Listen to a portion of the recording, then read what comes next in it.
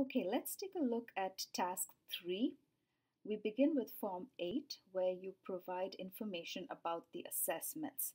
So take each assessment that you're doing, the assessment task, write a description for it.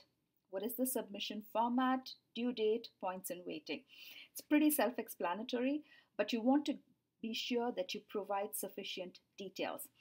If your assessment task is making discussion postings, then you want to make sure that your description has all the details required for making the postings. What are minimum requirements?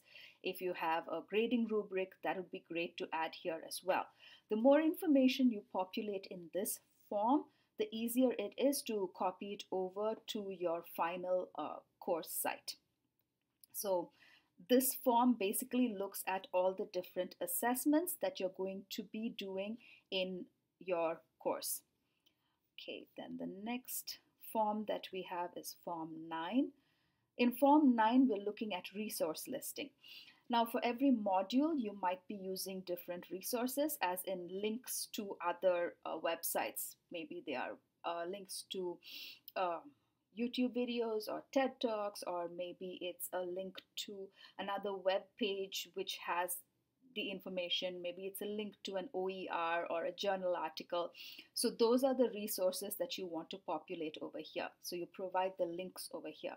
Resources could also be chapters from books, because those are also things that you're going to be accessing. So again, the reason behind these forms is they are scaffolding for the project later. If you have the information here to begin with, it's easy to pull this out and put it into your D2L course site. Okay, then the next one would be Form 10, which is where you're going to complete the whole syllabus. Now, every aspect that is required is already here. You just need to kind of go in and do a fill in the blanks kind of thing. However, this is a template.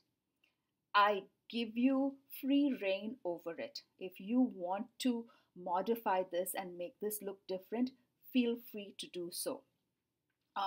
For a course syllabus, there's a lot of literature on designing a good course syllabus itself. And think about courses you have been. Think about good course syllabi you have seen and what was effective for you, and put those elements into your course syllabus. So you don't have to stick to this format. You can change it in any way you want. Just make sure all the crucial elements are there in the course syllabus. And okay, course calendar and policies. So you have everything there, but again, reorganize it as you see fit. And that's all you have to do for task 3.